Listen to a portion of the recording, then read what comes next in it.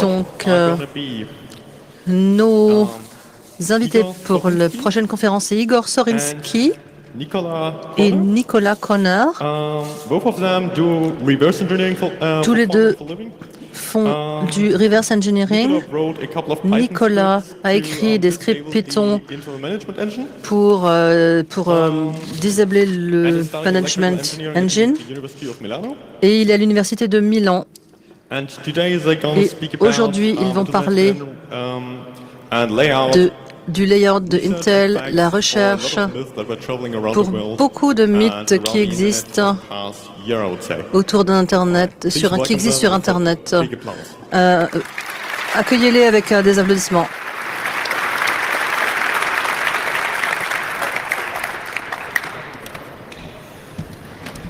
Test, test. Can you hear me? Okay. Test, test, vous pouvez m'entendre? Ok. Merci à tous d'être venus. C'est beaucoup de monde. C'est la première fois que je fais une conférence avec autant de gens. Mais bon, on va voir. Donc, quelques mots sur moi. Ouais. Je suis un développeur dans une compagnie qui s'appelle X-Rays. Et sur mon temps libre, je fais du reverse engineering. Et il s'avère que la boîte où je suis développe des logiciels de reverse engineering, donc ça se copie plutôt bien.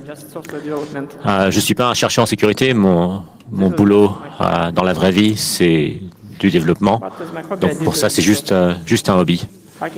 Mais voilà, dans mon temps libre, j'ai fait quelques hacks. J'ai fait quelques recherches sur des e-readers, des Amazon Kindle. À l'époque, j'avais trouvé un port série et j'avais extrait quelques trucs du file system d'un Kindle. Ça n'a rien à voir avec cette présentation, c'est juste pour donner un peu de background. Et après ça, j'ai commencé à m'intéresser à Intel ME et c'est de ça dont je vais parler dans cette présentation. Bonjour, je suis Nicolas Corna, je fais aussi du reverse engineering et je suis intéressé par tout ce qui est hardware fait maison. Je suis actuellement étudiant à l'Université Polytechnique de Milan et je suis aussi chercheur en sécurité. J'aime fabriquer les choses par moi-même, j'aime beaucoup faire des choses rigolotes avec des PCB. Et un petit disclaimer avant de commencer. Les choses qu'on va décrire ici viennent soit de sources publiques, soit de notre reverse engineering que nous avons fait nous-mêmes. Donc, vous ne pouvez pas être sûr que tout ce que je dis est 100% correct, c'est juste notre opinion. Et peut-être qu'on prouvera qu'on s'est planté dans le futur. Et on n'a aucune relation particulière avec Intel. Cette présentation n'est pas approuvée par Intel ou quoi que ce soit du genre. Donc, allons-y. Quelques informations sur Intel ME. ME, ça veut dire de nos jours Management Engine. À l'origine, c'était Manageability Engine. Et ça date du début des années 2000. C'était quelque chose d'important à l'époque. Alors, maintenant, Intel l'appelle système de sécurité et de gestion convergent ou système de sécurité convergent. Les deux noms sont un petit peu la même chose. Sur les systèmes mobiles ou embarqués, il y a une version un peu différente mais similaire qu'on appelle Trusted Execution Engine ou TXE. Et pour les plateformes serveurs, il y a aussi une autre version de ME, SPS pour Server Platform Services. Et donc toutes les plateformes Intel de nos jours ont une variation de Intel ME. Alors, qu'est-ce que c'est? Intel, sur leur FAQ, dit dans chacune des puces ou chacune des plateformes basées sur des puces Intel, il y a un petit ordinateur, un petit sous-système qui embarque un ordinateur, qui fait diverses tâches et pendant que l'ordinateur tourne ou aussi pendant qu'il est en sommeil et qu'il doit fonctionner correctement pour obtenir la meilleure performance de votre PC. Donc ça, c'est assez vague, mais c'est ce qu'ils disent. Qu'est-ce que d'autres gens disent? Il y a des gens qui disent, par exemple, que c'est une backdoor qui a été faite pour la NSA et qui n'a aucune fonctionnalité utile. Je suis un peu responsable puisque ma première présentation sur ce sujet s'appelait « Un rootkit dans ton laptop ». Et c'est moi qui l'ai fait. Donc, un peu de contexte sur ça. Au début, quand moi j'ai proposé l'abstract de cette présentation, je regardais essentiellement la virtualisation avec Xen et je regardais les fonctionnalités que Intel proposait pour Xen. Et j'ai remarqué les fonctionnalités de Intel ME qui fonctionnaient quand même beaucoup comme un rootkit. Et j'ai ce défaut, moi, d'être facilement distrait.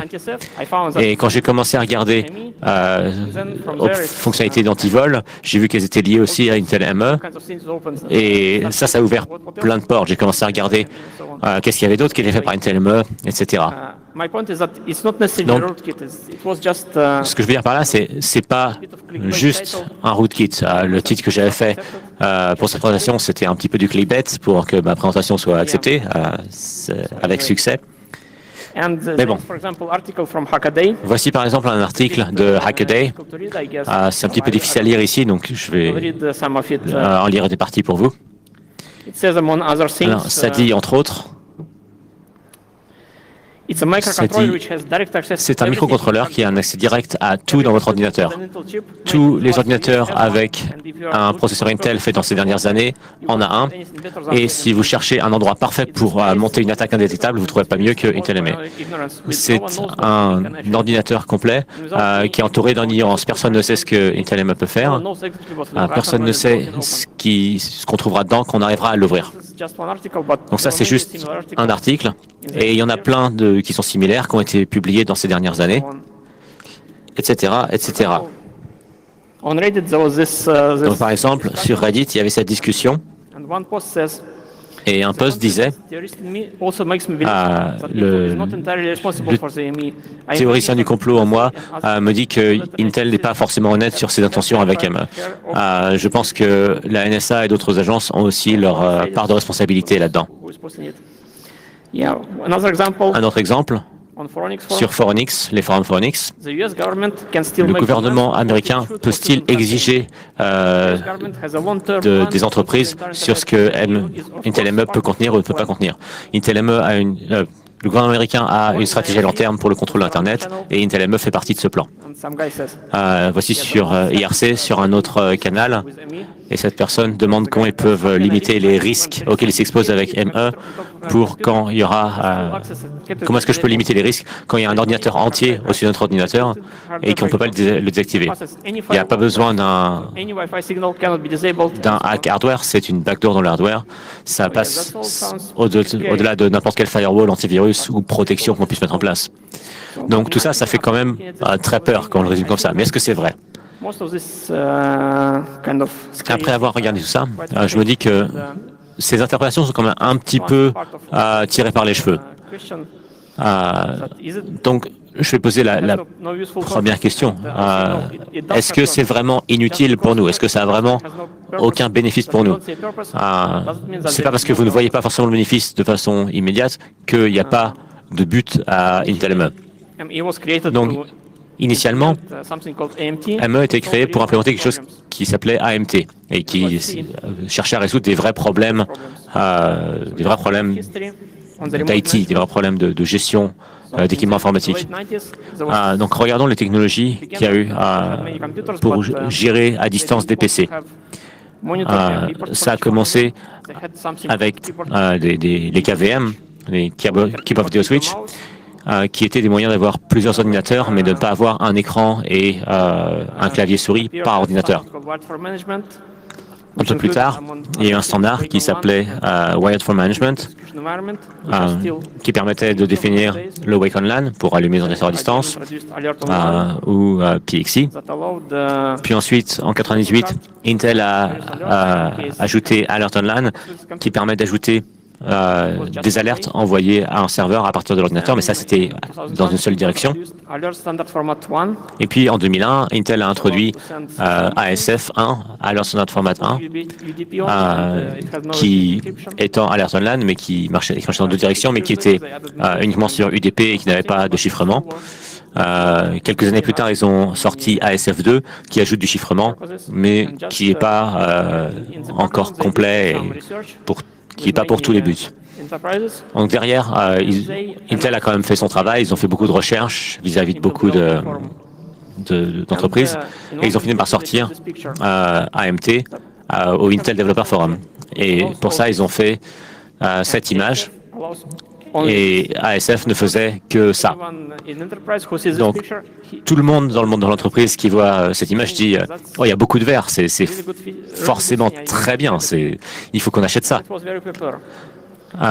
Et du coup, ça a eu beaucoup de succès. Donc, un an plus tard, ils l'ont sorti. La première version était cachée à l'intérieur des contrôleurs réseau qui étaient sur la carte mère. Ça avait des fonctionnalités qui n'étaient pas supportées avant par ASF. Par exemple, il y avait la redirection de IDE. Ça permettait ça de monter l'image d'un disque à partir d'un autre ordinateur. Il y avait du serial sur du LAN. Donc, on pouvait avoir des consoles série, de port série, qui étaient envoyées par-dessus du LAN. Pour une raison quelconque, ils utilisaient SOAP, donc du XML par-dessus HTTP. À l'époque, c'était un truc XML encore. Donc, après ça, ils se sont mis à l'améliorer parce que c'était très populaire. Et ils se sont dit, pourquoi est-ce qu'on doit le mettre sur la carte réseau? On peut le mettre sur le North Bridge, il y a de la place. C'est juste un corps qu'on peut synthétiser. Du coup, pourquoi pas? Et du coup, plus de plateformes pourront l'avoir. Et puis après, ils l'ont amélioré encore un peu. Par exemple, en 2007, ils ont sorti la version 3, et c'était la première qu'ils ont sortie sans AMT. D'autres technologies, QST, Quiet System Technology, qui permettent de faire de la gestion à distance. Par exemple, ça fait que quand le processeur devient chaud, QST peut parler au contrôleur qui gère les ventilateurs pour refroidir la machine. Donc, ils avaient enlevé AMT du CPU. Et du coup, je suppose qu'ils avaient de la place pour rajouter d'autres trucs à la place. Et ils ont ajouté ça en se disant, tiens, ça marche, pourquoi on ne l'ajouterait pas? C'est aussi à cette époque-là qu'ils ont ajouté des ITPM. Parce que les gens à l'époque, il y avait cette initiative de Microsoft pour tout ce qui était Trusted Computing, l'informatique de confiance, comme il disait. Et plutôt que d'avoir une puce supplémentaire pour la TPM, pourquoi les gens devraient dépenser de l'argent pour ça? Pourquoi ne pas simplement intégrer cette puce dans le processeur? Ce serait moins cher pour les gens. Après ça, ils ont ajouté la première version de l'antivol. Je n'avais pas beaucoup regardé ça, mais c'est à cette époque-là que c'est arrivé. Ensuite, en 2009, ils sont passés à quelque chose qu'on appelait la deuxième génération. Ils sont passés à un nouveau CPU avec un jeu d'instructions plus efficace. Et ils ont commencé à bouger des choses comme par exemple le support des KVM qui avant a besoin d'être fait en matériel, en utilisant des switches matériels dédiés. Maintenant, ça pouvait être fait par-dessus le réseau, avec le protocole VNC. Ça se permettait d'utiliser un clavier ou une souris et un écran qui était à distance par-dessus le réseau. Donc ça, c'est quelques versions qui sont intéressantes. On va en passer quelques-unes. Donc, en résumé, ME, ça a été créé pour cette technologie de gestion AMT.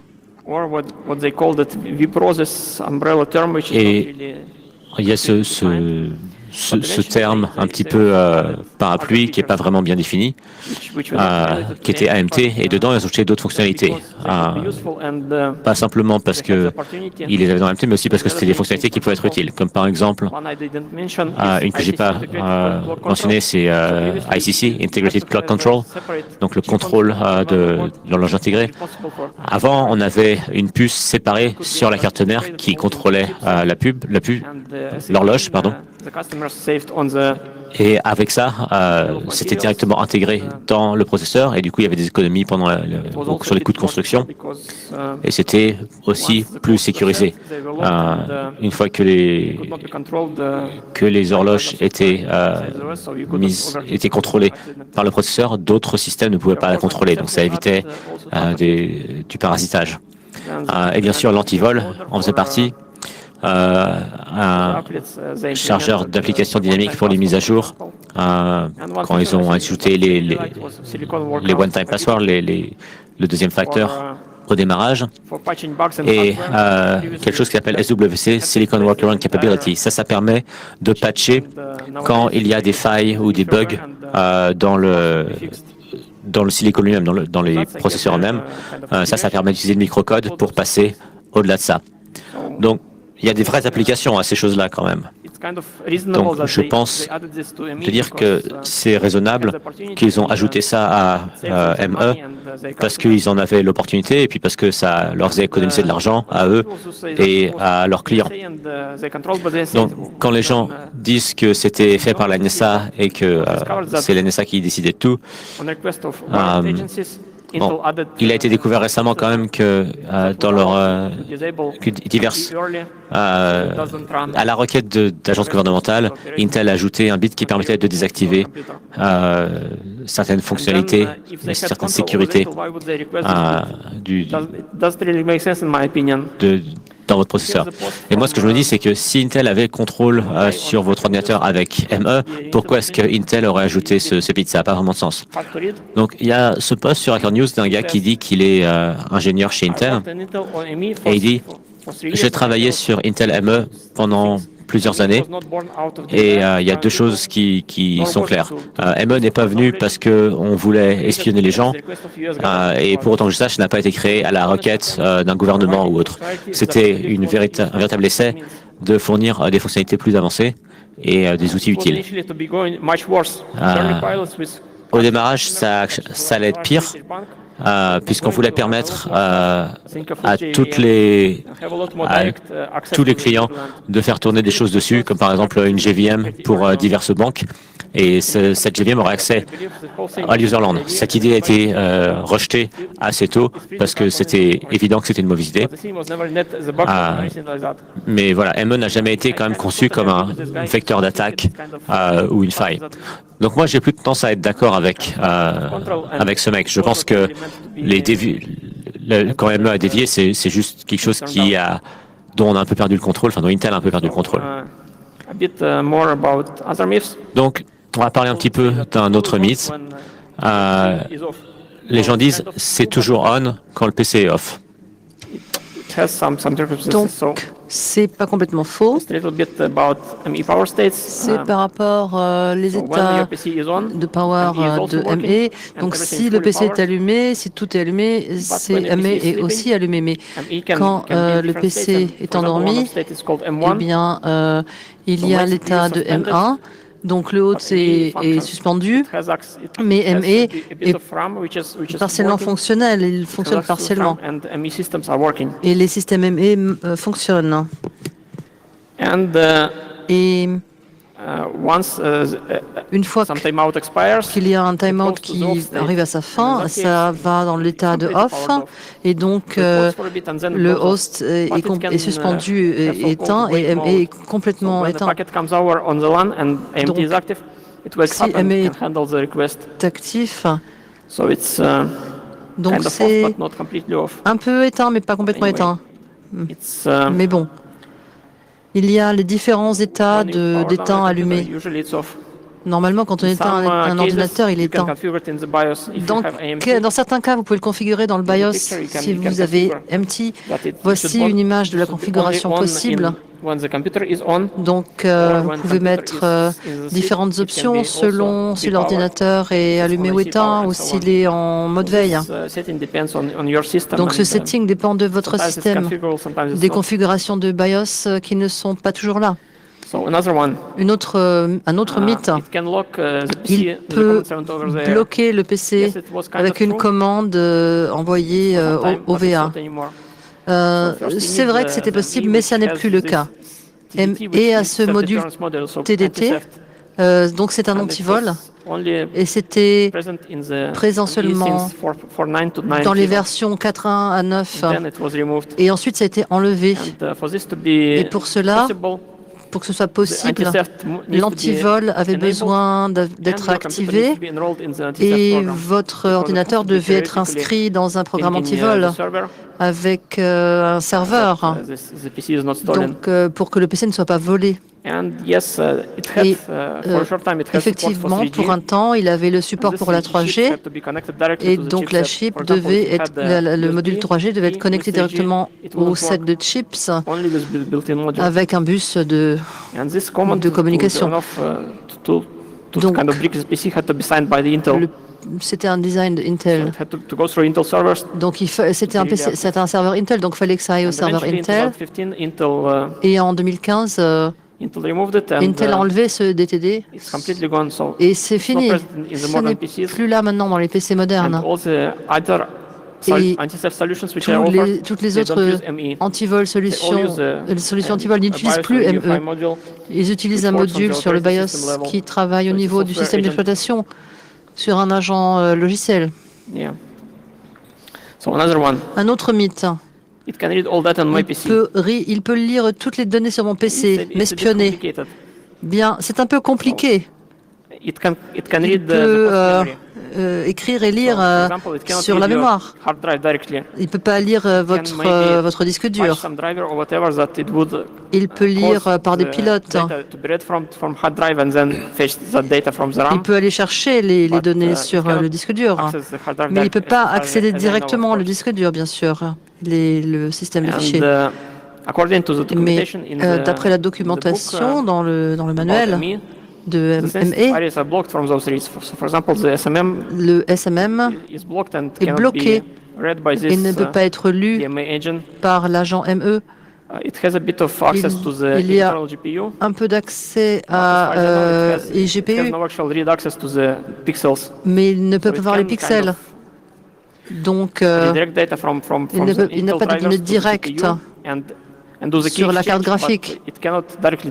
Il ne peut pas décrypter directement les données. Mais malgré tout, quand même, il y a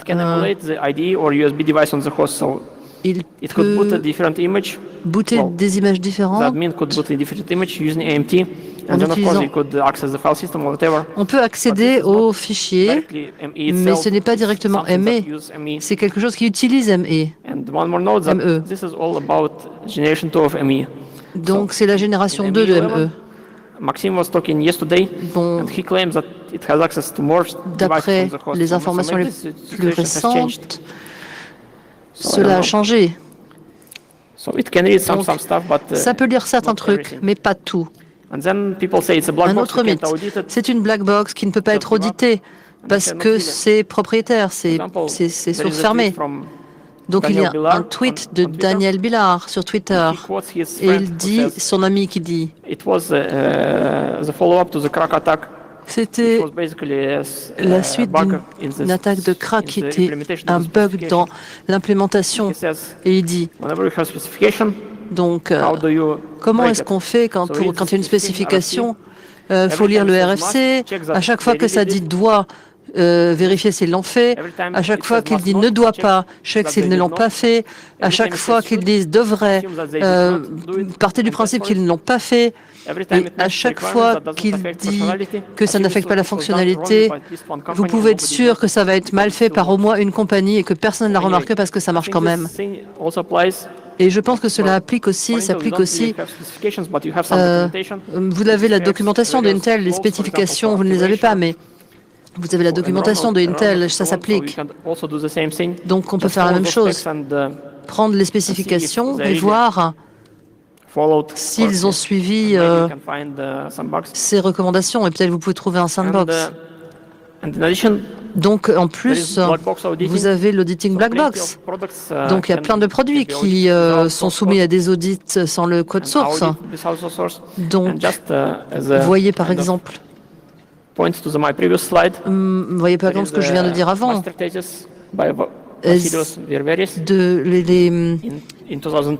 Les recherches de Vassilios Ververis, l'audit en lisant les docs et l'expérimentation. Donc, ce n'est pas du reverse engineering qu'il a fait, il a juste lu la documentation et il a essayé d'activer Intel ME ou AMT et de voir si c'était activé de la façon dont il décrivait. Et ils ont trouvé des trous dans la spécification, il a cherché. Et puis ensuite, ça a été réparé par Intel, mais à l'époque, c'était vraiment comme ça. Par exemple, Intel dit que MT ne doit pas... Mais dans certains cas... Ah oui, ça ne ping pas le serveur d'activation. Mais dans certains cas, il le ping, le serveur d'activation. Donc ça n'a pas été implémenté correctement. Dans d'autres versions, Intel a changé la façon d'activer. Et maintenant, c'est plus correct. Donc, vous n'avez pas forcément besoin du code source pour faire des audits. Et en plus, si vous n'avez pas le code source, vous avez le code binaire. Donc, c'est pas encrypté, c'est sur Flash pour le moment. Donc, vous pouvez juste vous imaginer comment l'extraire. Et puis, dans mon opinion, c'est quand même une bonne approche. Je pense que c'est vraiment le mieux d'avoir le code binaire. Donc, vous voyez ce qui est exécuté. Donc, vous ne voyez pas les commentaires, vous n'êtes pas confusé par les commentaires ou tout ce genre de choses, ou la formatation. Donc, il y a un goto, par exemple, qui va au mauvais endroit. Et c'est pas évident quand on lit juste le code. Mais quand on a les binaires, quand on a le code en binaire, eh ben c'est plus facile de voir ce genre de choses. On n'a pas les commentaires, mais enfin, les commentaires, des fois, c'est un peu débile, ça sert à rien, ils disent des choses qui ne sont pas complètement vraies. Alors qu'avec les binaries, c'est différent. Bon, évidemment, ça prend beaucoup plus de temps, mais c'est la vie.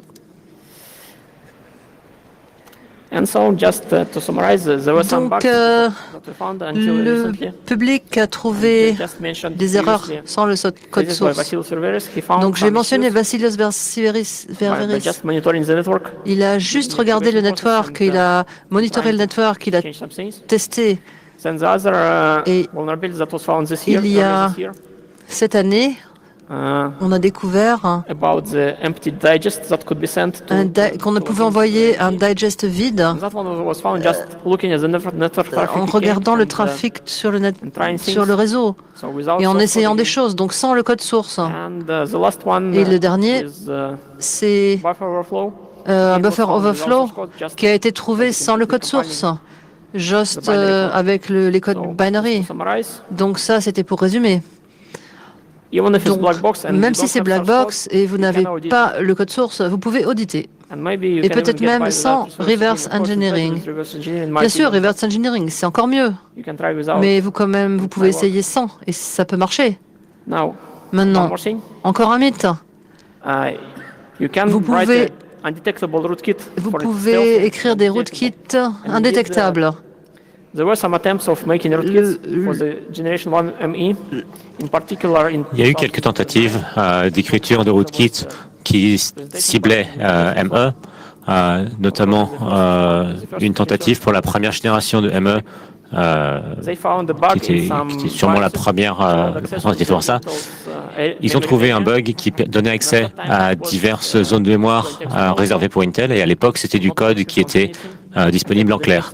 Donc, ils pouvaient lire ce qu'ils voulaient, ils pouvaient aussi injecter du code dans la mémoire de ME et exécuter leur code. Donc, ça leur a permis, en quelque sorte, de faire quelque chose qui ressemble à un rootkit, mais il y a des limitations. Déjà, ça doit être infecté à chaque redémarrage. Et depuis, Intel a résolu ça. Ils ont des vérifications d'intégrité, donc maintenant on ne peut pas simplement vérifier le code. Les vérifications seront détectées et rejetées et la machine redémarrera. Et puis il y a eu Patrick Stein qui a écrit un livre sur la détection des attaques DMA. Et je pense qu'on ne peut pas dire que c'est indétectable. Les accès à la mémoire DMA, on peut les détecter par divers effets de bord. Et du coup, on peut se rendre compte qu'il y a une infection. Prochain mythe, les gens disent, voilà, ça c'est là et on ne peut pas l'enlever, on peut rien y faire. Je pense que c'est un mythe, on va voir ce qu'on peut y faire. Alors, donc il y a un an, j'ai commencé à jouer avec le boot moi-même et le core. LibreBoot, j'ai joué avec LibreBoot et j'ai regardé leur page de questions. Donc, ils disent qu'avant la version 6, on pouvait enlever la firmware. Mais ce n'est plus possible parce qu'après la version 6, si on enlève le firmware, le PC va s'éteindre après 30 minutes. Donc, il semble que ce n'est pas techniquement nécessaire. Ça a l'air d'être un lock artificiel. Donc, j'ai cherché des moyens de l'enlever. Et j'ai trouvé ce message sur une mailing list. Donc, de Trammell Hudson, il a enlevé des parties de la firmware et il a trouvé que le PC pouvait être allumé sans s'éteindre après 30 minutes. Et après quelques temps, il a vu qu'il pouvait enlever certaines parties de Intel ME sans compromettre le boot du système. Donc j'ai essayé, moi aussi, ce qu'il avait fait. Et pour éviter de faire les choses à la main avec un éditeur X, j'ai utilisé MiCleaner, un script Python qui... Voilà. Donc, où est-ce qu'elle est déjà la firmware de Intel ME? Elle est située sur la même chip que le BIOS UEFI. Donc, le lire et écrire, c'est assez simple parce qu'on peut utiliser un programmeur externe. C'est pas cher, ça peut être un petit board Linux avec une chip. Donc, on peut aussi utiliser des tools vendors pour flasher et réécrire le fichier. Donc, c'est possible parce que cette chips dans le système Intel est partitionné de cette façon. Vous avez le descripteur flash qui contient différentes partitions à l'intérieur, la chip SPI. Donc vous avez la description, c'est comme un tableau de partition. Et ensuite, vous avez la firmware. Donc ces régions, on veut juste la firmware, donc on va l'extraire et on peut le faire avec l'aide de IFD Tool du projet Core Boot. Donc déjà, enlevons toutes les partitions de la firmware, sauf le FTPR. C'est la fondamentale, c'est ce qui est nécessaire pour le corps. Donc, en fait, le firmware est partitionné. Donc, ça, c'est le schéma simplifié. On a NFPT, c'est la Firmware Partition Table. Donc, c'est une liste des partitions à l'intérieur de la firmware. Et dans cette image, nous pouvons voir qu'il y a le FTPR, ça, c'est le core. Et le NFTP partition, c'est la partition, mais avec le stack de réseau. Donc si on enlève cette partition, c'est pas dur parce qu'à l'intérieur du FPT, il y a des entrées et ils ont leur taille. Donc on enlève juste le code du offset et puis on peut calculer la taille de cette FTP en fait. Donc les partitions sont signées, mais ils sont signés individuellement. Donc on peut enlever toute une partition sans qu'il y ait un effet parce que la signature est dans la partition que l'on enlève également. Et en plus, le FPT n'est pas signé, il a juste une checksum. Donc, c'est assez facile de tout enlever ce qu'on veut. Donc, j'ai essayé ça. J'ai mis le résultat sur mon PC et ça a marché. Donc, ça, c'est la première étape. Deuxième étape, enlever les modules LZMA. Donc, les choses commencent à être un peu plus complexes. Donc, voyons le layout de ce firmware. Donc nous avons la chip SPI qui a différentes régions, un descripteur des différentes régions. Dans le DMI firmware, nous avons différentes partitions, le FTPR, DNFTI, et à l'intérieur de chaque partition de code, le FTPR par exemple, nous avons différents modules. Dans ces modules, ça peut être comprimé ou ELSA décomprimé. Ils utilisent différents schémas de compression parce qu'il y en a qui sont mieux ou moins bien. Et ils utilisent pour charger la firmware.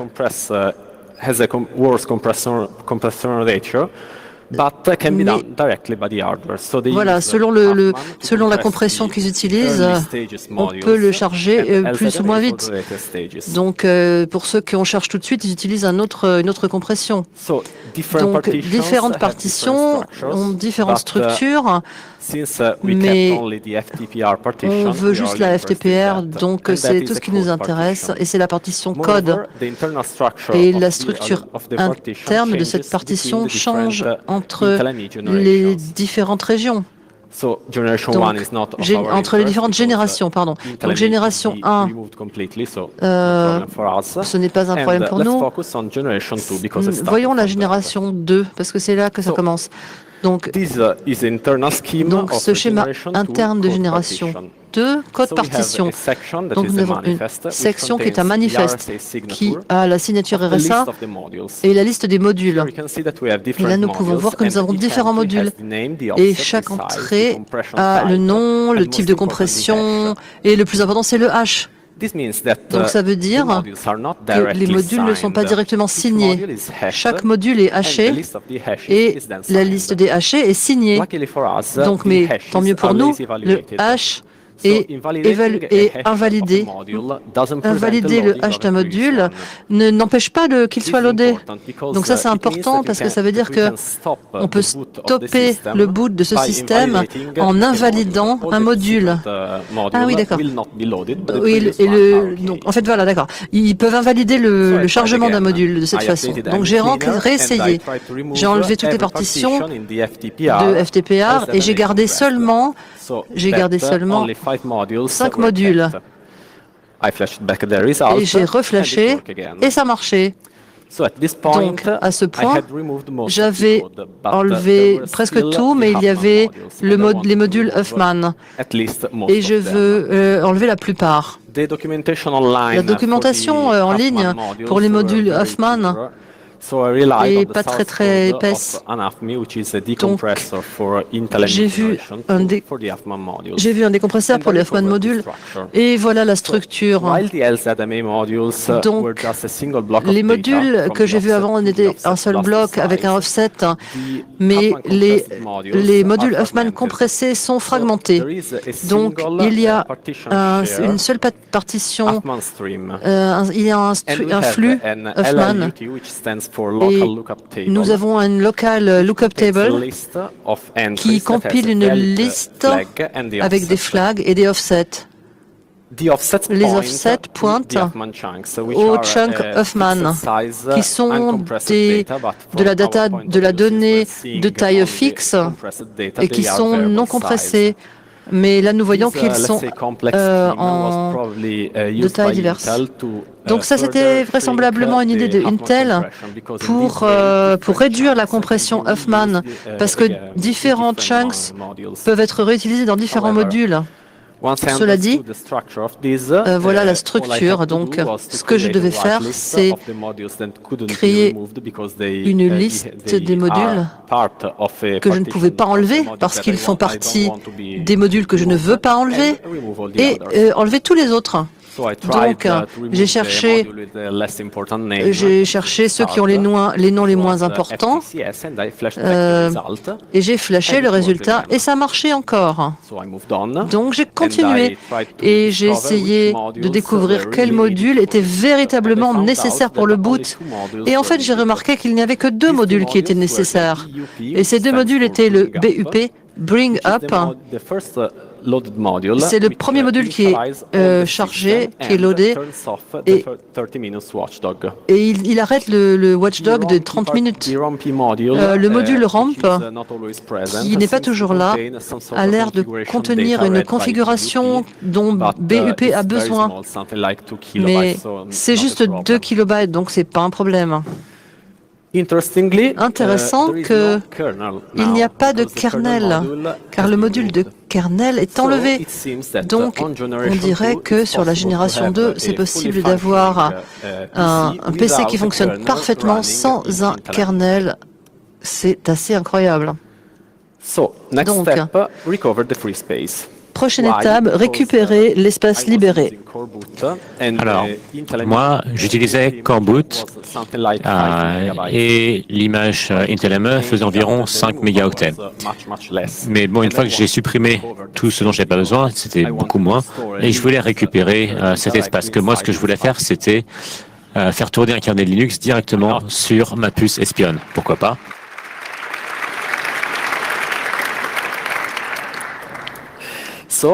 Alors, j'ai commencé par simplement tronquer l'image juste après le dernier module valide, et ça a marché.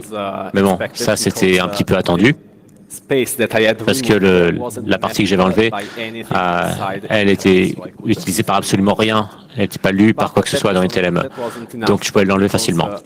Mais c'était pas assez, parce que, voyons, ici, sur ce schéma, vous pouvez voir qu'entre la FPT qui est au début de l'image ME et le FTPR qui est la partition qu'on doit garder, il y a peut-être d'autres partitions que moi j'ai au préalable supprimées. Et là, j'en ai plus besoin maintenant. Donc, j'avais la FPT, 1 mégaoctet presque de bits inutiles, et ensuite j'avais ma FPTR. Et moi, je voulais récupérer cet espace. Donc, il fallait que je trouve comment est-ce que je pouvais déplacer la partition. Et là, vous allez me dire, bah, c'est facile, tu déplaces le code, tu déplaces le pointeur dans la FPT avec l'offset de l'entrée, et c'est fini. Malheureusement, sur la 2e génération, c'est pas possible. C'est pas si facile, parce que on dirait que certains des offsets à l'intérieur de la FTPR ne sont pas relatifs au début de la FTPR, mais sont relatifs à la FPT. Donc, on doit aussi ajuster ces pointeurs. Ça a pris du temps, mais j'ai fini par trouver où ils étaient, et heureusement, ils ne sont pas signés. Donc, après beaucoup d'essais, après avoir cassé mon laptop un paquet de fois, j'ai fini par trouver lesquels étaient responsables de ce comportement et par les corriger, ces pointeurs. J'ai pu flasher le résultat et à nouveau, ça a marché. Donc, voilà la situation qu'on a maintenant. On est parti d'une image de 5 mégaoctets. On a maintenant une image de 84 kilooctets qui, de plus, est pleine de vide, puisque vous pouvez voir qu'il y a la FPT, du padding, les headers, quelques pointeurs, d'autres padding, 50 kilooctets de données, ça c'est la vraie donnée, et encore du padding. Donc on a commencé à 5 mégaoctets, maintenant on est à peu près à 50 kilooctets de données utiles.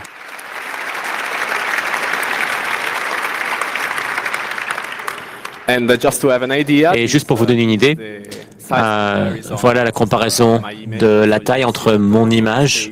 Donc, vous pouvez voir que l'essentiel de l'image est dédié à la stack réseau et à Intel AMT. On a une petite partition de FTPR et une petite partition de IFFS, qui est une partition spéciale que Intel ME peut lire et écrire. Et à l'intérieur du FTPR, la seule chose dont on a besoin pour démarrer le PC, c'est cette partie BUP et parfois le ROMP, qui est très très petit. Donc, j'ai décidé de poursuivre mon travail et de le porter sur la 3e génération. Alors, avant que dans la salle on dise « Oh non, on recommence à zéro, ça va tout reprendre », non, heureusement pour la 3e génération, c'était beaucoup plus simple, parce que la structure interne des partitions avait changé, mais sans aucun changement, j'ai pu supprimer toutes les partitions quand même, sauf la FTPR. Mais les schémas internes avaient changé. Donc voici le nouveau schéma interne de la partition de code. La partition est maintenant indexée par le Code Partition Directory, CPD, qu'on peut voir sur cette image. Et on a trois types d'entrées. Le premier est le nom de la partition .me, le manifeste, pas man pour manifeste, pardon, les métadonnées du module et les données du module. Ce qu'on peut voir, c'est que les systèmes de signature ont changé. Donc, on a l'ancien système avec le manifeste qui a des extensions signées, qui hash les métadonnées, qui hash les données. Mais heureusement, l'évaluation paresseuse de ces hashes marche toujours. Donc, on peut encore exploiter ça pour supprimer autant de modules qu'on veut. Donc, voilà la liste des types. J'ai essayé à nouveau. Après un peu d'essais, j'ai fini par trouver quels modules étaient vraiment nécessaires et lesquels ne l'étaient pas. Et on dirait que seulement 4 modules sont réellement nécessaires. Syslib, RBE, qui est parfois une toute petite partition, donc un peu l'équivalent de ROMP, le kernel cette fois-ci, et la partition BUP. Après quelques semaines de travail, les chercheurs de Positive Technology ont partagé leurs découvertes sur leurs méthodes pour désactiver Intel ME. Ils ont cité mon travail avec un bonus intéressant qui était que Intel ME 3e génération, donc Intel 11 Skylake, il y a un kill switch, le bit HAP. Donc, si vous voulez en savoir plus sur le bit HAP, je vous conseille de lire le post sur leur blog. Donc là, je vais juste vous dire que si vous mettez ce bit à 1, Intel ME se désactive juste après l'initialisation du système, juste après avoir fait tourner le module BUP. Igor Skomczycki a aussi trouvé le Alt-Me Disable bit qui a à peu près le même résultat mais sur la 2e génération. Donc en génération 2, génération 3, on a 2 bits différents mais qui ont chacun la possibilité de désactiver de façon soft Intel ME sans avoir à modifier le code. Donc, le résultat final de tout ça, on a une combinaison du bit HAP et du bit Alt-ME Disable, plus la possibilité de supprimer le code.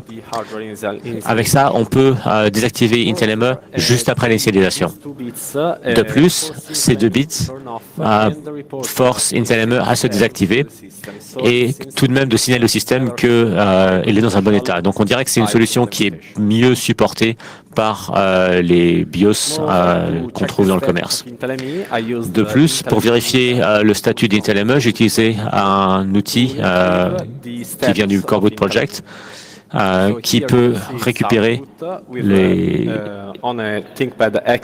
entrées de Intel ME.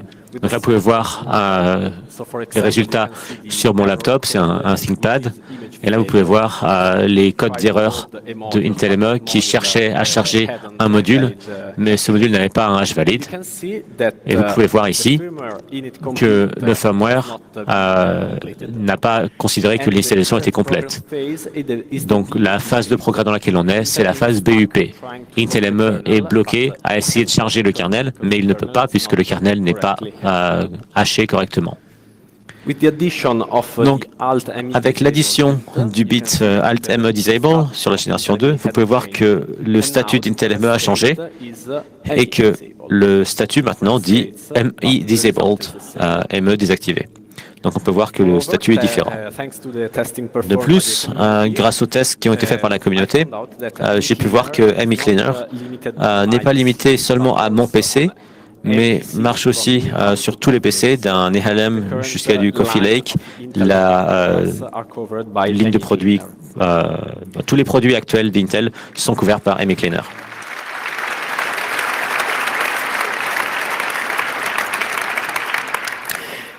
Alors, comme vous pouvez le voir, la taille du firmware, si on veut récupérer cet espace, est significativement réduite. On passe d'abord de 1.5 à 5 mégaoctets en fonction de la version d'Intel ME à 84 kilooctets pour la deuxième génération et de 2 à 6.6 mégas dans la génération 3 à un résultat de 330 kilooctets. Il y a beaucoup de fonctionnalités qu'on ne voulait pas d'Intel ME qu'on a supprimées. Donc sur la génération 2, maintenant, il n'y a plus de kernel qui tourne. On perd NFTP, donc il n'y a plus de stack réseau ou d'AMT sur Intel ME. DAL, le chargeur d'application dynamique, est parti, et PTT, Platform Trust Technology, qui est le firmware, la TPM dans le firmware, est aussi parti. Alors, bon, ça peut poser des problèmes, et ça c'est quelque chose qu'on a vu sur beaucoup de PC, ça dépend uniquement du firmware de votre PC. Vous pouvez en faire une brique et le PC ne s'allume plus du tout. Vous pouvez avoir un léger délai avant le démarrage, donc quelques secondes avant que l'écran s'allume. Sur quelques BIOS, il y a une fonctionnalité du BIOS qui va automatiquement annuler les changements faits par ME Cleaner. Donc vous lancez ME Cleaner, vous allumez le PC et vous regardez que tout le firmware dans votre SPI a été remis à la version précédente. Et des fois, vous pouvez aussi voir ce genre de message pendant le démarrage qui dit « Attention, votre firmware Intel ME est endommagé, appuyez sur F pour continuer ». Quelques autres features que certains peuvent aimer sont partis.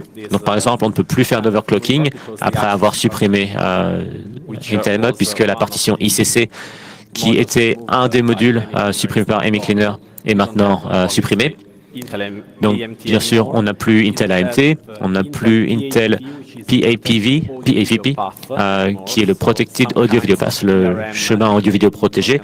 Donc ça peut peut-être potentiellement casser certains DRM. Et quelques parties de Intel SGX sont aussi parties et d'autres trucs. Donc, vous vous dites peut-être, bon, ça va, c'est cool, mais j'aimerais bien en voir un peu plus.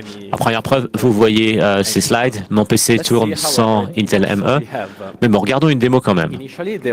Donc, initialement, l'image de Intel ME, ici, vous pouvez voir, fait 5 mégaoctets. Lançons ME Cleaner dessus. Voilà. Good luck. Bonne chance. Et vous pouvez voir ici que l'image modifiée ne fait plus que 84 kilooctets. Vous pouvez voir la différence entre les deux. Vous pouvez voir que l'image originale a énormément de partitions dans sa FPT, alors que celle qui est modifiée n'en a plus qu'une, la FTPR. Faisons un dump du firmware actuel sur mon PC. Vous pouvez voir ces messages qui sont tout à fait rassurants. On va les ignorer, tout est tout à fait sûr ici. Extrayons maintenant le firmware à partir de ce dump. OK, avec ifdtool. Vous pouvez voir ici ce fichier intelmi flash2 intelmi.bin que je vais comparer avec mon image modifiée. Et vous pouvez voir que c'est exactement la même. Donc vous pouvez voir que je vais bien tourner ma version modifiée d'une image sur mon PC. Regardons le statut actuel de Intel ME avec Intel Tool. Alors, comme vous pouvez le voir, l'initialisation n'a pas été complète, bien sûr. Intel ME est encore bloqué pendant l'initialisation. Et vous pouvez voir que la phase de progrès dit Intel ME est désactivé. De plus, notez que la réponse de Intel ME ici n'est pas complète, puisque par exemple, Intel ME ne peut pas faire l'introspection sur ses propres capacités, puisque le module qui sert à faire ça est supprimé. Donc, qu'est-ce que vous pouvez faire? Déjà, vous pouvez essayer ME Cleaner sur votre système. Cependant, faites attention. C'est un système un petit peu dangereux, un outil un petit peu dangereux. Donc, je vous conseille fortement d'avoir un moyen de restaurer votre machine. Si ça marche, super. Si ça ne marche pas, moins super. Mais dans les deux cas, s'il vous plaît, signalez-moi les deux. Je voudrais enfin remercier tous ces gens qui ont directement ou indirectement aidé à ma recherche. Et voilà, c'est tout. Yeah, here's some links to our projects. You can check on my GitHub. I have some. Vous pouvez aussi voir sur mon GitHub, j'ai divers outils pour travailler avec ME. Pour extraire des images, si vous voulez faire du reverse engineering, j'ai des trucs. Donc vous pouvez avoir un dump des images et extraire des modules, les désassembler. Je prévois d'écrire des informations dans un wiki pour partager un peu plus d'informations sur comment marche ME et avoir plus d'informations sur le désassemblage. Et ça permettra sûrement à plus de gens d'investiguer ce qui se passe un peu mieux et de découvrir d'autres trucs à propos de ça. Et je suppose qu'on peut prendre quelques questions. Thank you, Igor. Thank you, Nicolas. Merci, Igor. Merci, Nicolas.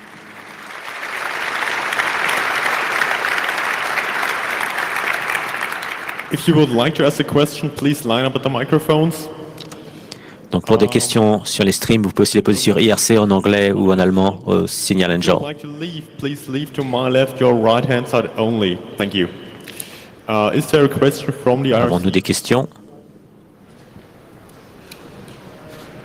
Hello? Hello? Currently not. Alors, pour le moment, pas de questions. So, microphone number one, your question. Une question. Est-ce que Intel ME peut accéder aux devices I/O mappés en mémoire? Je ne pense pas, parce que ça utilise DMA et je ne crois pas DMI travaille sur le I/O, mais je n'ai pas cette possibilité de voir à l'intérieur de DMI, mais on peut peut-être essayer de l'ouvrir et voir si ça marche. Mais je ne pense pas, non. J'espère que ça répond à votre question. Microphone number three, your question. Alors, dans votre présentation, vous mentionnez le mot brique en parlant de votre laptop plusieurs fois. Alors, si quelqu'un a accès au BIOS pour le programmer, à quel point est-ce que c'est safe? Est-ce qu'on peut toujours restaurer un système dans son état original ou est-ce qu'on peut vraiment faire des dommages irréversibles à un laptop? Tout d'abord, aucun laptop n'a été endommagé pendant cette recherche. I have here my laptop. J'ai un laptop que j'ai reflashé 40-45 fois et ça marche toujours. Donc, ça répond partiellement à la question. Oui, si vous avez accès et vous avez un dump, vous pouvie toujours remettre en place les modifications. Donc, si vous allez sur ma page GitHub, vous verrez que je recommande d'utiliser un programme externe. Parce que quand vous avez un dump, donc il faut faire attention quand vous faites bien sûr le premier dump, mais quand vous avez un bon dump, vous êtes sur le bon côté. Parce que j'avais une chip qui était physiquement cassée et j'ai soudé une autre et j'ai remis le firmware et ça marchait. Donc si vous avez un programme externe, ça devrait être bon, il n'y a pas de souci. Prochaine question. Bonjour, super présentation d'abord. Et une petite question, est-ce que supprimer Intel ME réduit la consommation électrique du PC, peut-être un peu parce que il y a moins d'octets à charger? Oui, je pense, mais je n'ai pas Intel ME. Je ne l'ai plus, donc Intel produit Intel ME de telle façon qu'il utilise le moins de courant possible. Donc je pense que le fait d'enlever le firmware ne change pas grand-chose. Déjà, comme le module de contrôle de clock est enlevé, vous avez la vitesse du processeur. Ouais, le overclocking est plus possible. Mais je ne pense pas que qui que ce soit ait mesuré cela, la quantité de courant. Ça dépend de plusieurs facteurs en fait. Prochaine question. Est-ce que vous êtes en contact avec Intel et est-ce que vous pourriez leur dire de faire en sorte que dans le futur, dans la version 4, ils ne commencent pas à signer tous ces trucs, ce qui rendrait ce genre de fixe ou nettoyage impossible? Mais donc, j'ai pas compris. Vous voulez qu'ils commencent à signer ou arrêtent de signer? Qu'ils arrêtent de signer. Parce que dans votre présentation, vous avez dit que c'était une heureuse coïncidence que certaines parties ne soient pas signées. Oui, ils ont commencé à chiffrer le PAVP. Donc, il y a des gens sur Twitter qui ont dit que c'était limité avec des contrats avec Netflix parce qu'ils veulent cacher des clés DRM ou je sais pas quoi, mais le reste de la firmware est encore ouvert. On peut toujours l'extraire et le désassembler. Donc, je pense pas qu'ils vont commencer à encrypter le reste. Ça n'a aucun sens. Ils ont des modules qui n'ont pas besoin d'obfuscation. Je pense qu'ils ont des obligations contractuelles à cause des DRM. Mais je pense que ça va rester en clair jusqu'à nouvel ordre. Microphone number 2, your question. Nouvelle question. Alors, dans cette présentation, plutôt, vous aviez une zone en RAM que vous mappiez à ME. Est-ce que ça fait partie de la RAM du système hôte de l'ordinateur principal ou comment est-ce que ME s'assure que l'OS utilisateur n'interfère pas? Oui, donc c'est le UMI, Unified Uniform, mais ça marche comme certains adapteurs graphiques.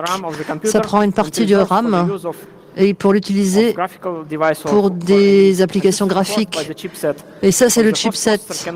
Donc le host n'a pas accès.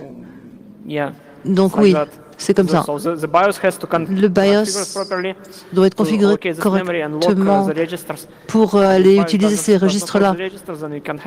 Mais on peut avoir accès à cette mémoire en théorie. Et c'était le genre d'attaque en 2009 qui a cassé ME la première fois. C'est fait, mais une fois que le registre est configuré comme il faut, on ne peut plus accéder à la mémoire. Mais on peut l'accéder avec des attaques hardware. Mais ce n'est pas assez. Parce qu'ils ont des checks d'intégrité. Donc, une fois qu'ils récupèrent la mémoire, ils regardent si ça a été modifié. Et si c'est modifié, il éteint tout de suite l'ordi. Donc, il y a une protection contre les modifications. Merci beaucoup. Encore 2 questions. Je n'ai plus de temps malheureusement pour les questions. Est-ce que les gens peuvent vous trouver pour d'autres questions en ligne? Eh bien, oui. Si vous avez d'autres questions, on peut parler dehors. Dehors, dans le couloir. Merci.